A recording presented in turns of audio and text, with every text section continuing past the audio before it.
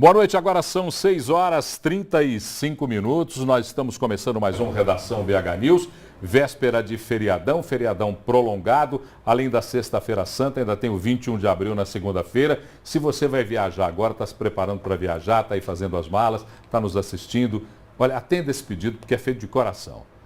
Não corra, não vai dirigir bebendo, cuidado, você tem a sua família que você está transportando, seus amigos, tem pessoas do outro lado, nos outros carros, com as suas famílias. Isso é uma questão de responsabilidade e de inteligência. Preserve a tua vida, preserve a vida de todos. Melhore um pouco o jeito de viver nesse planeta. Prepare-se para viajar, mas prepare-se para viajar com o espírito da alegria. Esse sim é o melhor espírito. Portanto, se for dirigir, não beba. Se for beber, me convida, que eu aceito de bom grado. Ok? Estamos começando mais um Redação BH News. Saída de feriado não, hoje não é saída de feriado que eu vou falar. O costume da gente comer peixe na Semana Santa é um costume milenar. É uma tradição que vem de muito tempo, principalmente para aqueles que são seguidores do cristianismo. Mas por que é que nós optamos por comer pescados, frutos do mar nessa época do ano? É realmente o hábito mais saudável para a gente comer esse alimento nessa época do ano? Para nós do Hemisfério Sul, nessa época do ano, a oferta de pescados e frutos do mar nos dá a melhor opção, fazendo esse produto chegar na nossa mesa? Para responder essas e outras questões, está aqui em nossos estúdios a nutricionista Alaíse Silva. Alaíse, boa noite. Boa noite. Prazer recebê-la aqui. Obrigada. Muito obrigado por ter atendido o nosso convite. Obrigada a você. E eu já começo te perguntando sobre as perguntas que eu fiz ali. Nós optamos por essa alimentação, nessa época do ano, por costume. Isso. Mas comer peixe e frutos do mar, nessa época do ano, é mais saudável mesmo? Bom, na verdade, o peixe, frutos do mar, não só nessa época do ano, mas como o ano inteiro, é um hábito muito saudável, né? E que nós brasileiros não temos tanto esse costume, a gente come mais realmente nessa época do ano. E o peixe e os frutos do mar, eles são mais saudáveis, inclusive, que as carnes vermelhas. Eles têm um menor teor de gordura saturada e de colesterol também. E é um hábito que está presente como na mesa do brasileiro? O peixe, o fruto do mar, qual é a importância que isso tem no dia a dia do brasileiro? Bom, o peixe, principalmente, ele é rico em ômega 3, né? Então, esse ômega 3, ele é um anti-inflamatório muito poderoso, além de outros benefícios. Ele reduz o colesterol, ele é bom também para o cérebro, né? E o brasileiro tem o costume de comer esse peixe normalmente frito, né? As outras variações de preparo não estão muito presentes na mesa do brasileiro, fazendo com que esse alimento, que é saudável, se torne um pouco menos saudável, né? Bom, mas, por exemplo, com relação a preço, porque o nutricionista se preocupa com isso também, para desenhar o melhor preço, para aproveitar frutos da época, verduras da época, carnes da época, das safras e entre safras. Com relação ao preço, nessa época do ano, o peixe e o pescado são atrativos também comercialmente? Nessa época do ano, pela procura ser maior, o preço também aumenta. Porque é onde eles ganham dinheiro. É onde que eles ganham dinheiro, exatamente. E aquele que, por exemplo, e você tocou no assunto, talvez o mais importante para a gente conversar. Por exemplo, alguém pode estar ali nos ouvindo agora e pode estar pensando assim, eu não quero comer carne, ou por aspecto religioso, ou por aspecto de uma opção de nutrição, mas eu não quero pagar caro pelo peixe. O que eu posso colocar na mesa substituindo a carne e o peixe?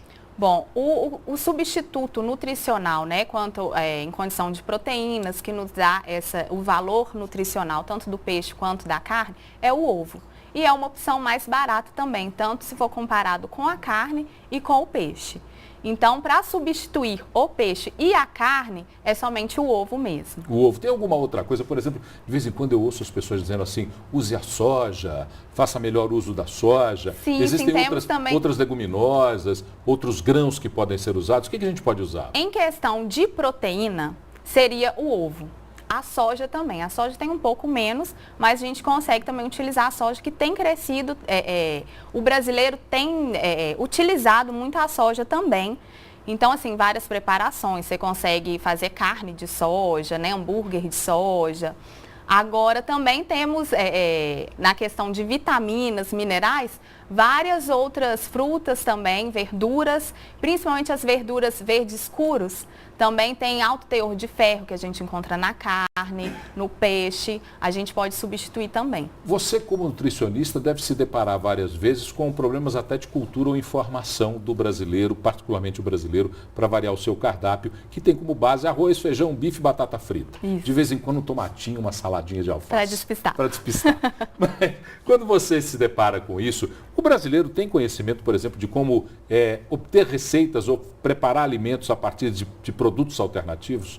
Hoje tem melhorado muito, o brasileiro tem tomado essa consciência, né, que realmente a gente tem que ter uma alimentação mais saudável, mais equilibrada, mas tem melhorado muito essa questão de aproveitamento integral dos alimentos também, porque para a gente ter uma alimentação saudável, a gente não precisa gastar muito. Né? Então a gente vai num sacolão, uma verdura, igual você mesmo disse, verduras da época, frutas da época, além de serem mais saudáveis, são mais baratas também. Agora tem uma outra pergunta dessa época do ano, chocolate. Primeiro eu fico assustado porque falam em ovos de Páscoa, coelho não bota, coelho não é ovíparo. Não é? Meu Deus do céu, o que é isso? Já há uma contradição. Já tem uma contradição em tudo isso. Mas a gente sabe que o chocolate, na verdade, é uma técnica, uma tática de venda e consumo que o mercado estipulou. Criou isso, exatamente. É saudável a gente, numa época dessa de outono, com temperaturas altas ainda, nós temos aí 26, 27 graus na maioria do território brasileiro como temperatura máxima. É saudável comer tanto chocolate como a gente come nessa época do ano? Então, o chocolate também é um problema, né? O que acontece? Nessa época do ano, a gente já come chocolate normalmente. Nessa época do ano, a gente tende a comer mais. Como ainda está muito calor, né? O nosso organismo, o nosso metabolismo está um pouco desacelerado. Então, a gente não está gastando tanta energia. A gente comendo esse tanto de chocolate, a gente está dando muita energia, muita caloria para o nosso organismo. E sem gastar, a gente acaba guardando essa caloria em forma de gordura. Então, aí é o problema do excesso de chocolate, né? E por falar em gordura, festas... Domingo de Páscoa tem o almoço de Páscoa. Depois tem o almoço do Dia das Mães. Depois tem a festa junina. Chega no fim do ano, então, é uma festa atrás da outra. Essa tendência por alimentação mais saudável no Brasil, ela está crescendo, né? Tá. Bastante. Ainda bem. Ainda bem. Ainda bem. E essas festas onde a alimentação perde um pouco o rigor, o controle, quem está querendo fazer regime pode se vigiar nessas festas? Pode, com certeza. Eu falo que quem está de dieta não precisa ficar antissocial, né? Fugir de festa, fugir de aniversário. O que eu falo muito com os meus pacientes também? Vai nessas festas, faz o seu lanchinho antes, né? Vê lá o que está no seu plano alimentar direitinho, o que a nutricionista te passou para comer aquela coisa mais saudável, né? Faz um lanchinho para quando você chegar nessas festas não precisar, né, exagerar tanto. Mas assim, a questão é a moderação mesmo. Tudo é com moderação. Se for com fome, come mesmo. Se for com fome, come tudo. Tudo que vê, vai comer. Então, comida de festa? Comida de festa é super calórica. E eu acho que é feita pelo capeta. Com certeza. Com certeza. O Nélio Gustavo é que vai adorar se eu estiver falando isso aqui agora. Mas aqui, deixa eu agradecer a Laís Silva, nutricionista que esteve aqui conosco. Muito obrigado pela cortesia em nos atender. Vai viajar agora? Não, hoje não. Hoje não, vai viajar amanhã? Vou viajar amanhã devagarinho ainda. Na estrada, tá? Pode deixar. Uma boa viagem, muito obrigado. Obrigada. Boa Páscoa, feliz Páscoa para você. Para você também. Bom, vamos dar um pulinho aqui rapidinho aqui nessa nossa Câmara Central, porque a gente vai chamar agora a Renata Dairo, já está a postas, Renata Dairo que está a posto já e está ali já preparada, eu vi a passagem aérea dela, vai fazer um voo internacional, vai sair de férias no dia 22, vai fazer uma grande viagem internacional, então ela está se preparando, né? O espírito da Renata já é um espírito de viagem internacional. Então, Renatinha, antes das férias, me conte o que está acontecendo em Belo Horizonte e em Minas Gerais, nos principais sites de informação do Estado. Boa noite, Paulo. Boa noite a todos. Bem, antes das minhas férias tem feriado aqui em Belo Horizonte e o comércio não abre.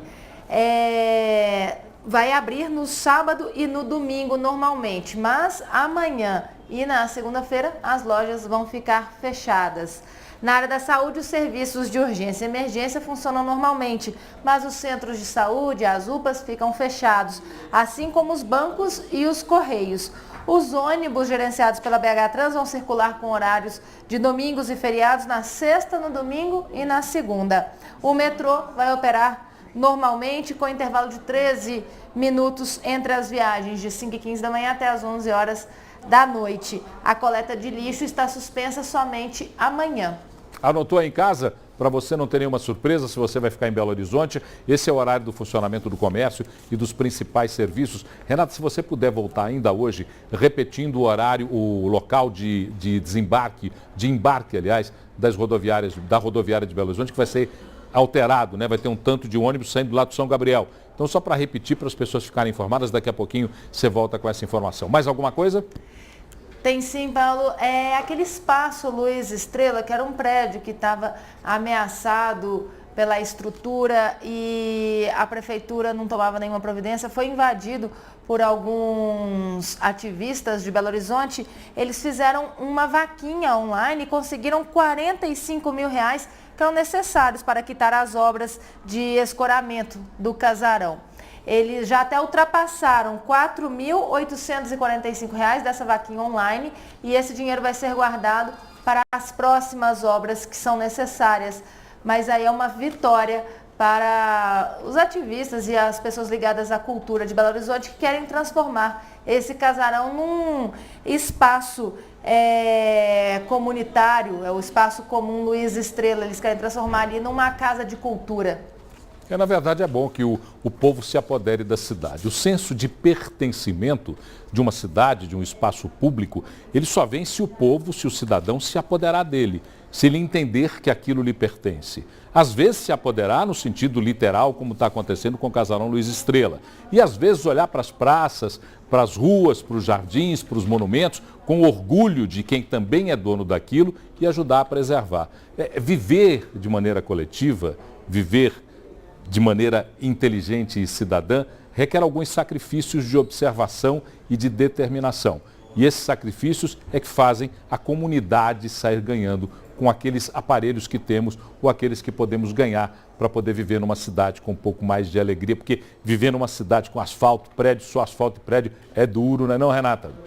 É sim, o casarão fica no bairro Santa Efigênia e os ativistas estão ocupando lá desde outubro do ano passado.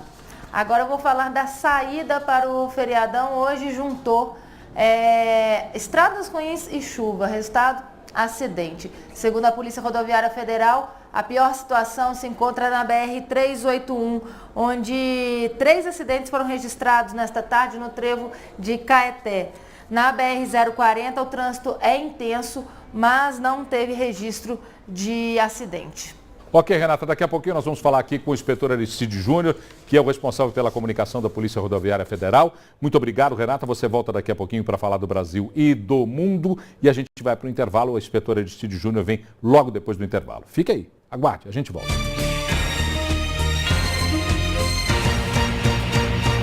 Oferecimento Deva Iveco, sempre ao seu lado.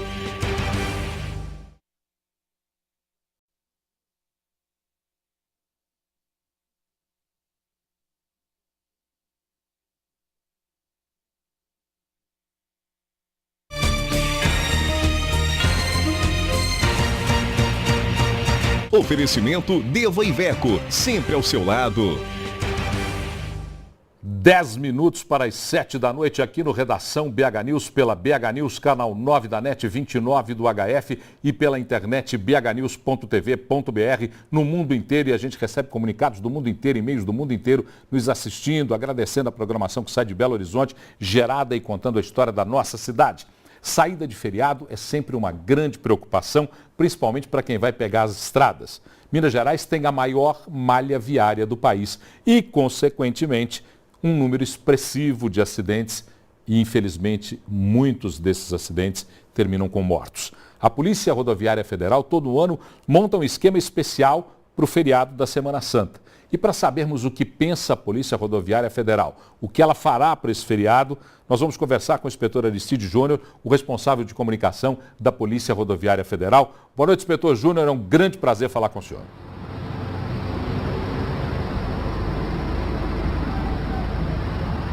Boa noite, o prazer é todo meu. Inspetor, no ano passado, esse mesmo feriado apresentou um saldo negativo, 348 acidentes.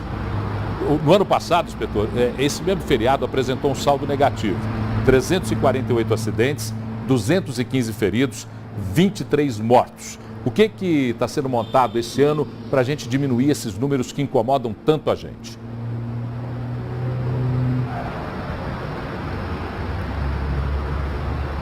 Bom, nós montamos já uma operação que iniciou-se às 0 horas de hoje, contando com todo o efetivo de Minas Gerais e também com policiais que vieram de outros estados para nos ajudar a reforçar o policiamento.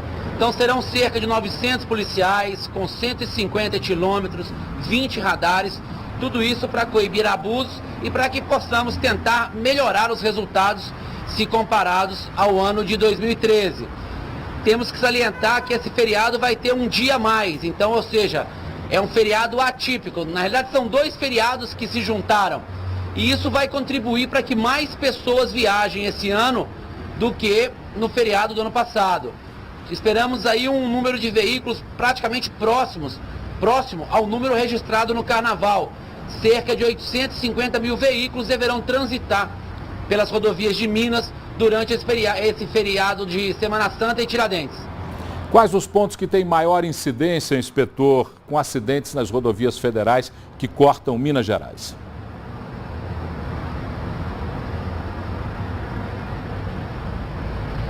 Bom, nós temos uma grande preocupação para esse feriado especificamente, que é a ocorrência de chuvas.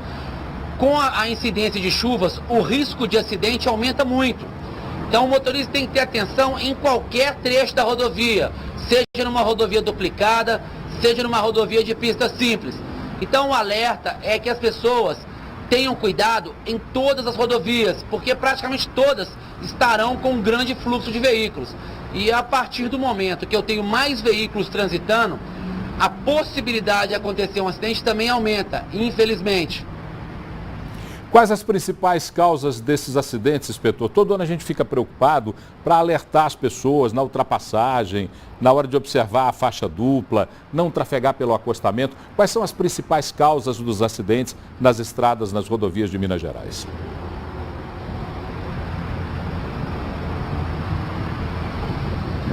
Bom, como você já citou, uma das grandes causas são as ultrapassagens mal planejadas e mal realizadas, e inclusive algumas delas em locais proibidos.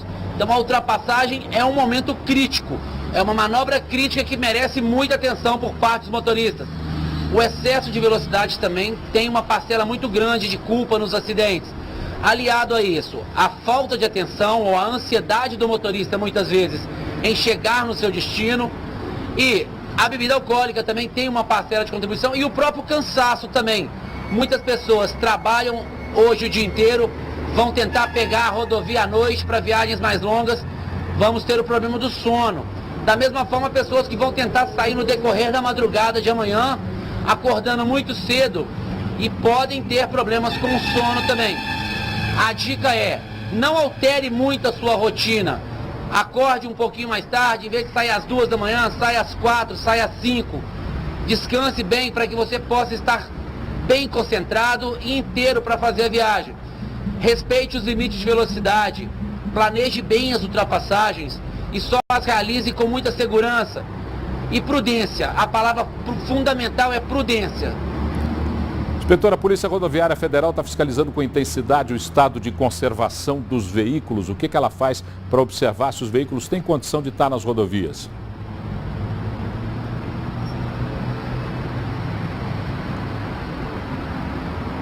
Quando um veículo é abordado, nós verificamos os equipamentos obrigatórios, a documentação desse veículo. Se esse veículo apresenta algum defeito ou falta de equipamento obrigatório, ele fica retido até a regularizar a situação. Ou então é retido o documento desse cidadão e ele tem um prazo para regularizar a situação desse veículo. O que nós temos notado é uma grande renovação da frota, ou seja, a maior parte dos veículos que estão transitando, na realidade a grande maioria, está já em bom estado de conservação e são veículos bem novos às vezes. Então, ou seja, aquele problema daquele veículo velho, aquele veículo sem condições, praticamente transformou-se numa situação esporádica. A maior parte dos veículos agora são mais novos. E isso acaba muitas vezes contribuindo para que o motorista, se sentindo mais seguro, abuse mais. Então, às vezes ele tem um carro mais potente, um carro mais moderno, que oferece a ele mais instrumentos de segurança, e por isso ele acha que pode acelerar mais, que ele pode se arriscar mais, confiando nesses equipamentos de segurança. Mas isso é um erro. No caso de uma colisão frontal, a velocidade dos veículos se somam. Então nenhum equipamento de segurança vai conseguir preservar a sua integridade física ou até a sua vida.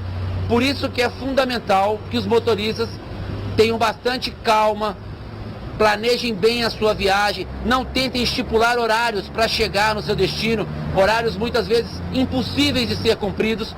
Tenham paciência, porque vão se deparar com congestionamentos e não tentem recuperar o tempo perdido nesses congestionamentos. Ok, agradecer ao inspetor Aristide Júnior. O inspetor Aristide Júnior que sempre tem um trabalho muito proativo no atendimento à imprensa, na comunicação, particularmente nessas épocas do ano, onde a gente tem que alertar mesmo as pessoas para os perigos das estradas. Desejar ao inspetor Aristide Júnior, a toda a corporação da Polícia Rodoviária Federal, um bom trabalho, que vocês tenham que atender menos casos nesse feriado, para que a gente tenha mais gente viva ao nosso lado. Uma ótima Páscoa, uma boa noite, inspetor.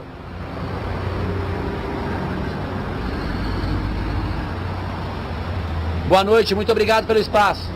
Ok, muito obrigado. Na segunda-feira o inspetor volta para falar com os resultados, o que foi feito nessa operação da Semana Santa com o 21 de abril, nesse feriadão, para a gente ter um balanço que a gente espera que seja um balanço positivo. Inspetor, grande abraço, boa noite. Vamos dar um pulinho rapidinho na redação, que eu quero falar com a Renata outra vez. Renata, agora eu quero que você me traga as informações do Brasil e do mundo, aquilo que os sites estão comentando a respeito do Brasil e do mundo, e parece que já tem, lamentavelmente, uma informação triste para aqueles amantes da cultura, né? A gente conversava, nós conversávamos agora há pouco, e nessa nossa conversa, você me deu, entrando para o estúdio, você me deu uma notícia tão triste que eu cheguei, gente do céu, as pessoas vão e acabam indo embora nessa hora, né? Um escritor dessa importância como Gabriel Garcia Marques vai embora e nos deixa.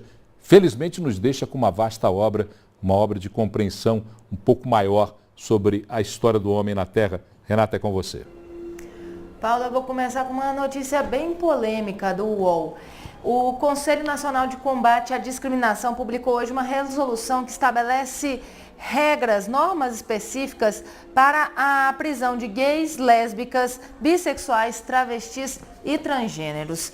Essa medida determina a criação de espaços de vivência exclusivos para os presos gays ou travestis em presídios masculinos. Segundo a norma, segundo a portaria, devido à segurança e vulnerabilidade especial dessas pessoas. Já os transexuais masculinos e femininos vão para as penitenciárias para mulheres e deverão ter o mesmo tratamento de todas as presas. Mais alguma informação do mundo, com esse mundo tão louco, né? Com tantas discriminações, com tantas diferenças tão pouco sentidas. Eu agora fui convidado para participar de um seminário em maio agora. Nós vamos falar sobre politicamente correto, um seminário de uma universidade em Belo Horizonte. Vamos falar sobre o politicamente correto e os preconceitos e discriminação. E eu fiquei feliz quando eu vi lá elencado. Eu vou ter a oportunidade de conversar e entender um pouco mais o que aconteceu com o Tinga. O Tinga é um dos convidados desse seminário.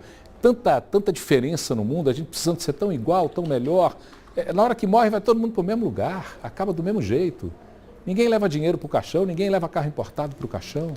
Soberba e orgulho, então ninguém consegue levar para o caixão. Mas é isso aí. Mais alguma coisa, Renatinha? Sim, uma matéria do G1 agora. O governo brasileiro vai se reunir na próxima semana com o governo argentino para tentar destravar o comércio entre os dois países. A Argentina passa por uma grande crise, enfrenta dificuldades como a desvalorização do câmbio, inflação alta e impôs desde o final do ano passado restrições aos produtos brasileiros. Acontece que, por exemplo, a indústria automobilística depende da Argentina, em 32% das exportações vão para os nossos vizinhos. Então os governos vão sentar e ver o que eles podem unir forças para combater a crise nos dois países, né? É isso aí. Essa história do Mercosul, eu tenho algumas observações sempre muito pessoais para fazer. O Mercosul tem um desenho meio cruel, né? Um desenho só de interesses. E a política externa brasileira nunca foi muito inteligente na condução dos negócios do Mercosul. Nós sempre fomos um player atuante, um player determinante, mas um player que não consegue ditar boas regras e boas normas de convivência num bloco de comércio, num bloco de relação política, como é o Mercosul. Mais alguma coisa, Renata? Tem sim, Paulo. Agora, quem gosta de jogo vai se dar mal, porque as loterias vão ficar mais caras. A Mega Sena, a partir do dia 14 de maio, vai subir de R$ 2,00 para R$ 2,50. A Lotofácil que é a aposta de 15 números, passa de 1,25 para 1,50 já a partir do dia 10 de maio. E a quina, que é o bilhete de 5 números, vai custar R$1 a partir do dia 11 de maio.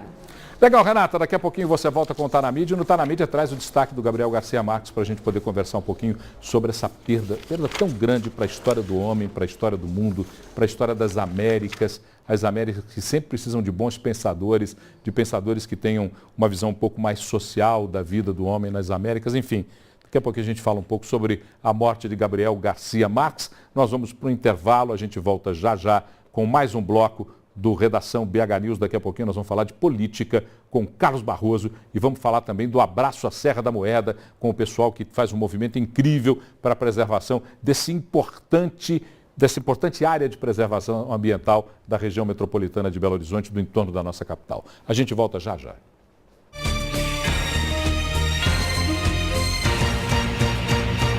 Oferecimento Deva Iveco, sempre ao seu lado.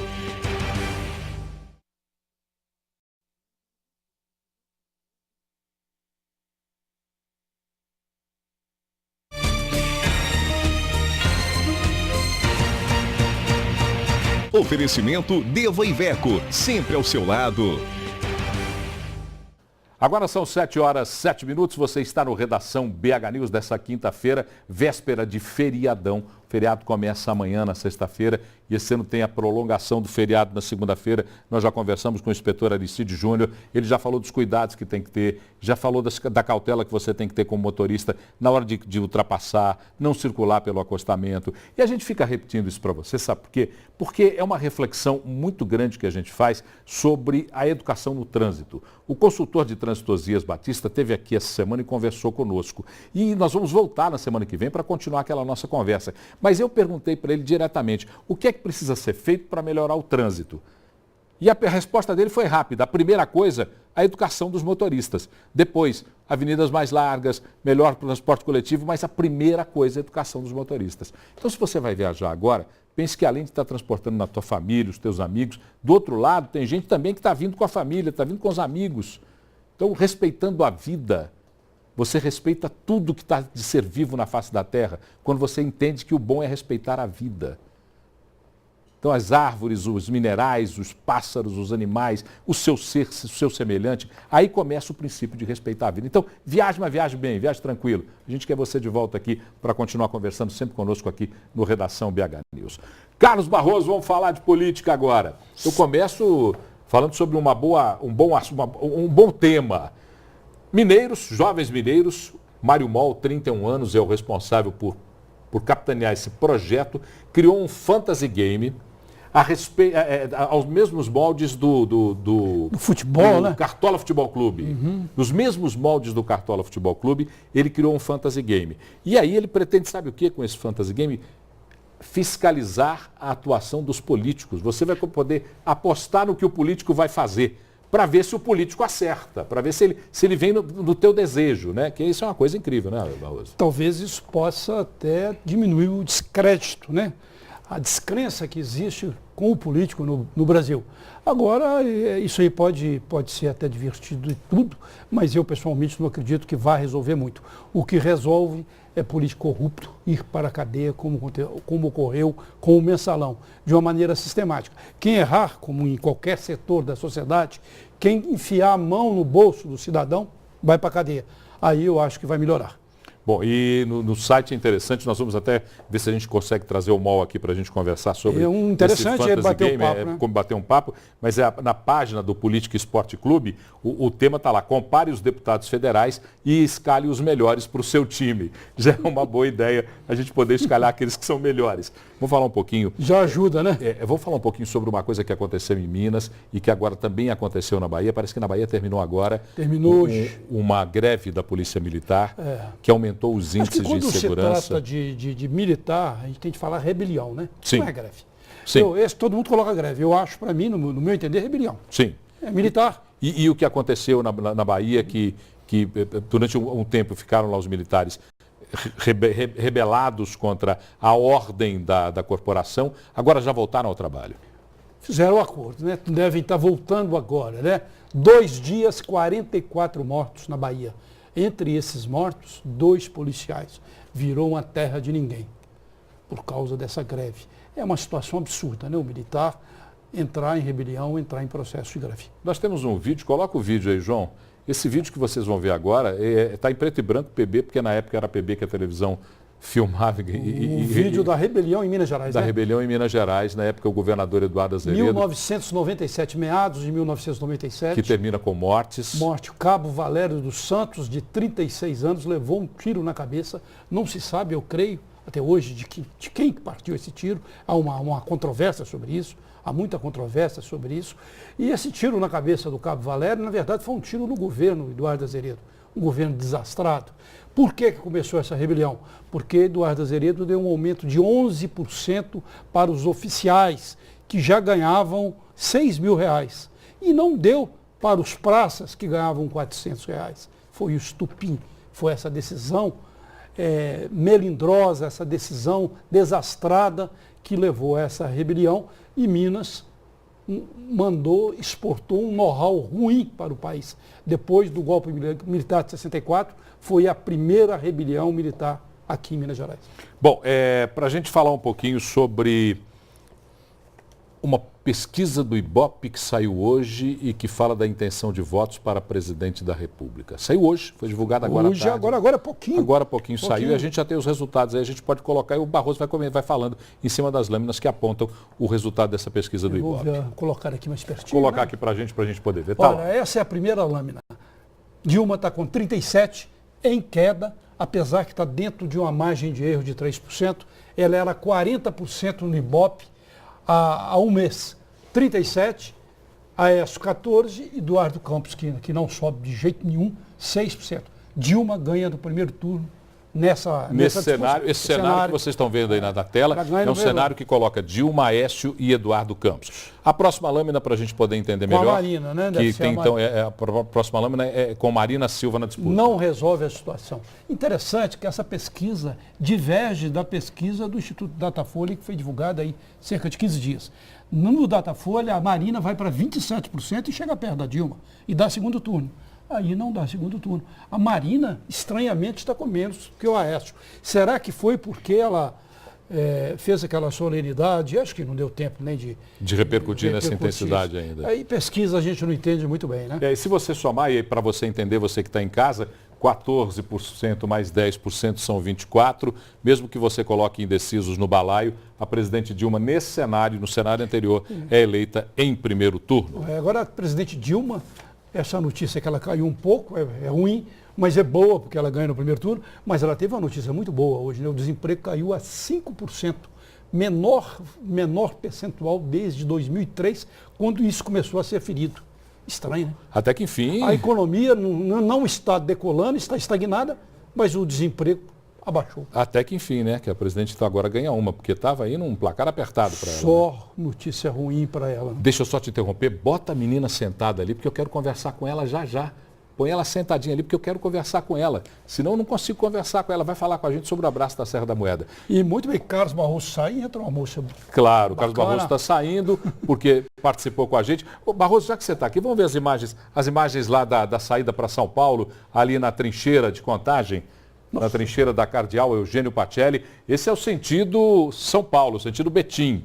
Que já está, olha como é que está essa hora. O caos do feriadão, hein? Olha como é que está essa hora. Para você que está saindo de casa, então, já comece a fazer as contas, porque o trânsito está bastante complicado já e as notícias e informações que nós temos que a saída para Vitória, a saída para Governador Valadares já está também bastante complicado. Dá engarrafamento de 5 horas. O Barroso, TV ao vivo é assim, você vai ter que sair ali agora para colocar o microfone na menina. Então sai lá. Obrigado, Barroso, boa Páscoa, bom feriado.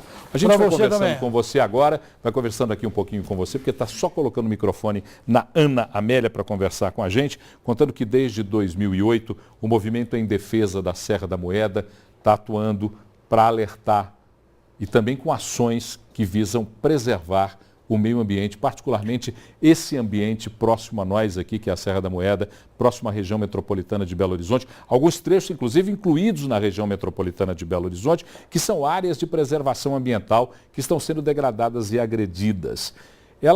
Essas ações visam chamar a atenção das autoridades e da sociedade para que se participe amplamente dessa discussão. Para a próxima segunda-feira, dia 21 de abril, está programado mais um abraço à Serra da Moeda. Esse abraço é um ato cidadão nessa cruzada para a preservação desse importante patrimônio ambiental da nossa região. Quem está aqui comigo para falar sobre esse assunto é a vice-presidente da ONG Abrace a Serra da Moeda, Ana Amélia Lage Martins. Boa noite, Ana. Boa noite. Prazer falar com você. Muito obrigado por ter atendido o nosso convite. Obrigada pelo apoio também, A BH News está sempre aberta para qualquer tema, particularmente temas de tanto apreço para a comunidade e para o entorno da nossa cidade, como é essa discussão da Serra da Moeda. Como é que acontece o abraço e quem pode participar? Primeiro. Bom, o Abraço à Serra da Moeda, primeiro, é um grande movimento que se estende para além desse dia 21 de abril. Mas nessa data em que se comemora Tiradentes, a gente faz um abraço simbólico à montanha. Milhares de pessoas se reúnem anualmente vestidas de branco. Põe a imagem, João. Põe a imagem para que as pessoas possam nos acompanhar e ver, porque enquanto a Ana vai falando, vai lá, Ana. Desculpa te interromper. E aí, no dia 21 de abril, milhares de pessoas vestidas de branco vão chamar atenção para os problemas, para as ameaças que a Serra da Moeda vem sofrendo e clamar pela proteção dessa importante área natural. Qual é a real situação da Serra da Moeda? Porque a maioria dos habitantes de Belo Horizonte, nós belo-horizontinos, nós da região metropolitana, conhecemos a Serra da Moeda como aquele painel que emoldura a nossa saída para Ouro Preto, para o Rio de Janeiro, enfim, pela BR-040 ali. Qual é a real situação da Serra da Moeda? Porque por trás é que é o problema, né? Por trás do painel é que a gente não vê direito o que está acontecendo. A Serra da Moeda, na verdade, se estende por 8 municípios. A vertente de Brumadinho, que é onde se realiza esse abraço simbólico, que esse ano completa o 7º ano, ela vem sofrendo especialmente com a ameaça da expansão da atividade mineradora. Então, a mineração e também o crescimento urbano desordenado, fora outras formas de uso, tem colocado em risco esse patrimônio natural que é importante, um patrimônio hídrico que é importante que a gente tem lá. A Serra da Moeda abriga inúmeras nascentes que são responsáveis pelo abastecimento de BH e da região metropolitana. São mais de 30 nascentes. São mais de 30 nascentes ali. Isso. E todas elas de importante contribuição para os mananciais que abastecem, como você falou, Belo Horizonte e a região metropolitana. Exatamente. E a ameaça mais séria a esse patrimônio tão importante é a expansão da atividade mineradora. Embora seja paulistano e tenha chegado a Belo Horizonte no início da década de 70, eu tenho um carinho por adoção, porque durante muito tempo tive atividades rurais ali naquela região e adoro muito o Vale do Paraupeba, aquela região da Serra é muito cara para mim, gosto muito daquela região. Esses atos têm surtido efeito, na sua opinião, Ana? Eles têm pelo menos servido para alertar a comunidade das necessidades básicas disso? Na verdade, o Abraço à Serra da Moeda do 21 é esse momento mais emblemático em que a gente vai chamar a atenção, mas o movimento ele tem que atuar em diferentes instâncias, né? Uma instância política, por exemplo, a gente pleiteia a criação de unidades de conservação. O que são as unidades de conservação? São instrumentos previstos por lei para garantir a preservação de determinados recursos naturais. E o que elas se diferem das áreas de preservação? Porque a área de preservação ali já é, né, uma área de preservação ambiental. Pedaço ali já é, né? Na verdade, é a natureza jurídica que se diferencia, né? As unidades de conservação são previstas pelo Sistema Nacional de Unidades de Conservação, Sim. que elenca uma série de tipos de áreas protegidas. A área de preservação, a APP, é uma delas, mas que no nosso caso não garante a preservação efetiva da Serra da Moeda. E aí você tem parques, você tem monumentos. No nosso caso, a gente reivindica o Monumento Natural da Mãe d'Água, que vai proteger a nossa principal nascente, responsável por abastecer mais de 10 mil famílias. Citou a Mãe d'Água para o espectador, para o Belo Horizontino que está o Belo Horizontino e o habitante da região metropolitana que está nos assistindo agora. A Mãe d'Água é uma nascente responsável por abastecer mais de 10 mil famílias ali na encosta da Serra da Moeda e no Vale da Serra. Fica muito próximo ali do condomínio Retiro do Chalé. Para quem desce para o condomínio do Retiro do Chalé e quem quer ter a curiosidade de conhecer a Mãe d'Água, pelo menos observar um pouco dela quando dá para ver, ela fica ali do lado direito, né? de ela quem fica desce. do lado direito, mas você não consegue ver, Você na não consegue ver verdade. de baixo, você não consegue ver mesmo, não. Não consegue Mas ela ver. está ali escondidinha e bem escondida, graças a Deus. Isso, está bem escondida. E ela é a nascente que vai sofrer um dano irreversível com a instalação da mineração na serrinha. Caso a serrinha, que é uma mina que está inativa há 15 anos, ela volte a operar, essa nascente, ela está extinta praticamente, conforme o projeto atual de mineração pretendido para a área. E numa época como essa, onde a gente discute a seca, onde a gente discute a escassez de água, essa não é uma notícia muito boa, não. Rapidamente, para a gente encerrar, 2 questões básicas. Primeiro, algum outro movimento tem se inspirado no Abrace a Serra da Moeda e também feito movimentos de preservação? Isso é uma coisa bem bacana, que esse ano vai acontecer o Abrace as Serras Brasil, que é um movimento articulado com várias ONGs, que foi inspirado no Abraço à Serra da Moeda, vários ONGs, movimentos ambientalistas, entidades que defendem o meio ambiente, vão realizar esses atos simbólicos em áreas que correm risco semelhante à Serra da Moeda. Então, já está previsto um abraço para acontecer no dia 26, na Praça JK, pela estação Lagoa Seca.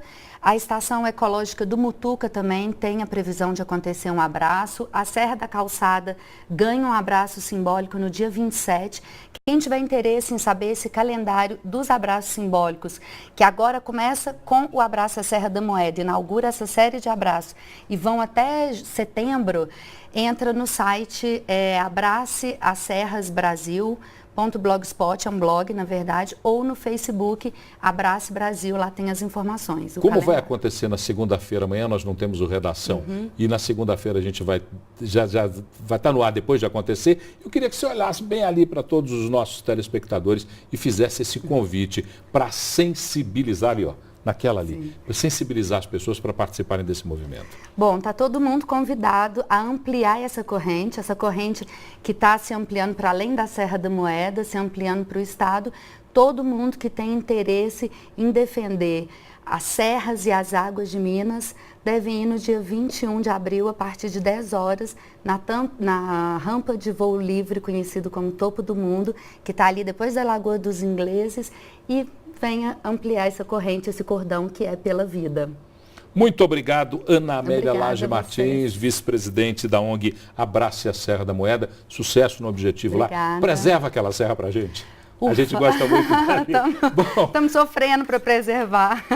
Nós vamos agora para o intervalo, a gente volta já com mais um bloco, é o último bloco do Redação BH News.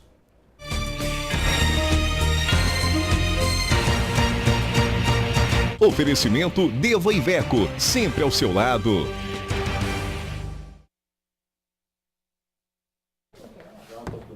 Marcos.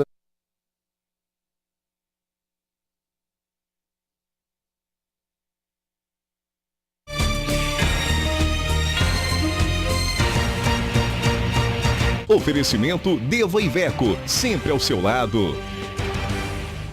Olha, amanhã, dia 18, é o dia do livro. Será que nós estamos lendo mais ou menos? E antes do dia do livro, a gente se depara com a morte de Gabriel Garcia Marques. Bom, quem vai contar um pouquinho sobre o que acontece com as nossas livrarias e sebos nessa véspera do dia do livro, com seu olhar urbano, é Nélio Souto.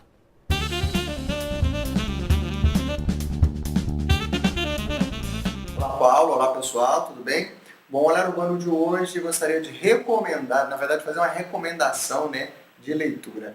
É amanhã, dia 18 de abril, comemorado o Dia Nacional do Livro Infantil e na semana que vem, dia 23 de abril, comemorado o Dia Internacional do Livro. Diante disso, dessas homenagens, dessas datas aí importantíssimas para o país, para o leitor, para a educação brasileira, nós gostaríamos de recomendar então os sebos do Edifício Maleta. Para quem não sabe, sebos são aquelas lojas que vendem livros usados. Na verdade, não só livros, você encontra também vinis, discos, CDs, DVDs, mas enfim, nos sebos é possível encontrar obras clássicas, obras modernas, não necessariamente só livros antigos, mas publicações recentes, lançamentos recentes aí, é possível você encontrar no sebo e ainda com a vantagem de preços bem abaixo de uma loja virtual ou de uma outra loja aí, física, enfim.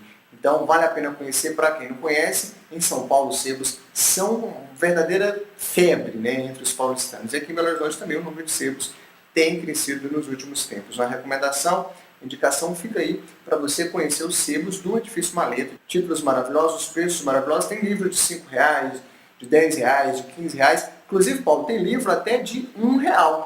Então é uma boa dica para presentear, é uma boa dica para quem gosta de ler, comprar livros, né? Enfim, acho legal essa coisa de a gente estar aqui sempre incentivando a leitura, porque é um descortinamento, né?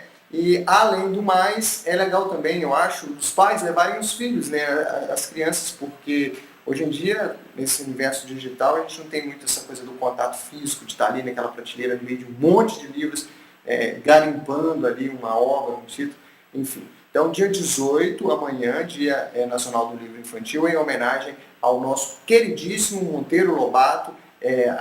A data foi escolhida porque 18 de abril seria data de aniversário do Monteiro Lobato. Monteiro Lobato que escreveu o clássico Sítio do Pica-Pau Amarelo, criador também do personagem Jeca Tatu.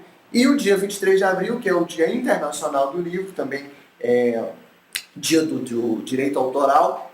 A data do dia 23 de abril é aniversário, na verdade, de morte de um grande escritor espanhol, Miguel de Cervantes, autor do clássico Dom Quixote.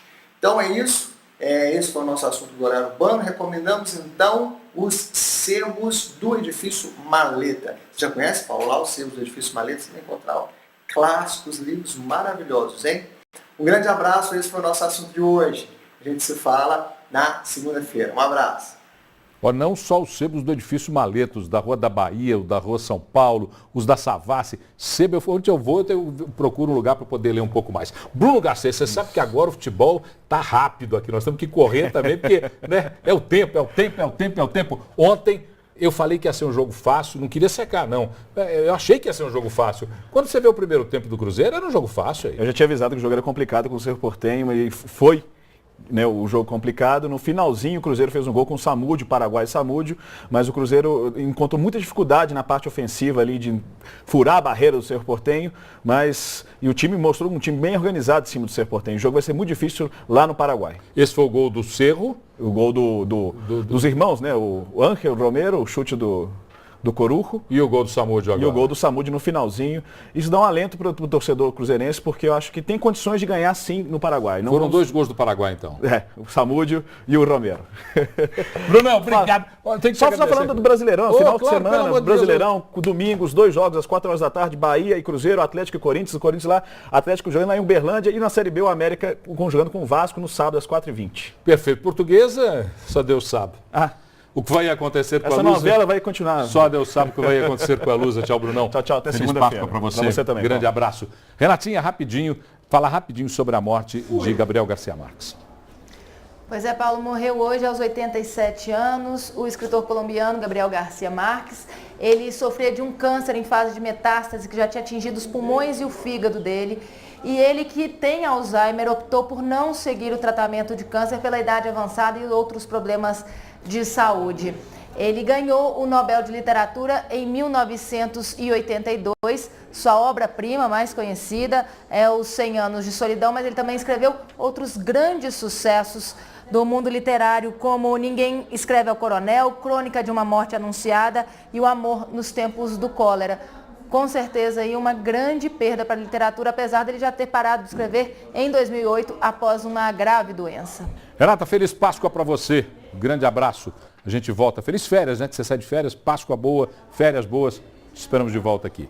Carolzinha. Boa noite. Boa noite, Carol. Na night, rapidinho, eu quero saber o que eu vou fazer hoje. Hoje, no Clube Chalezinho, vai ter a edição Hip Rock às 9 horas da noite com a banda Classic. Imperdível. E eu tenho uma dica para a Semana Santa. Amanhã, sexta-feira santa, é tempo de reflexão, né, de pensar sobre a vida e melhorar. O livro Quem Me Roubou de Mim, do Padre Fábio de Mello, para as pessoas lerem durante o feriado. Eu acho que é bacana. Quem Me Roubou de Mim? Quem Me Roubou de Mim. Do Padre Fábio de Mello. Refletir mesmo nessa Páscoa.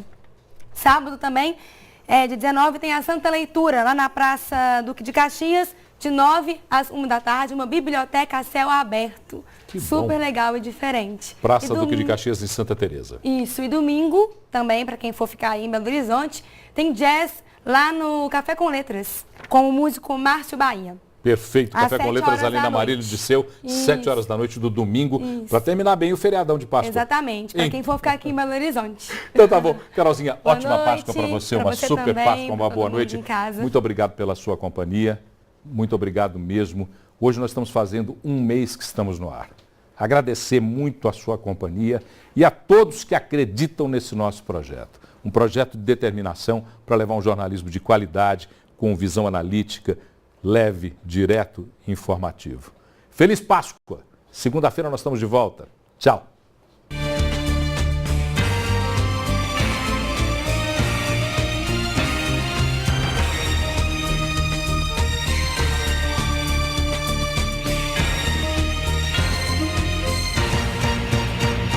Oferecimento Deva Iveco, sempre ao seu lado.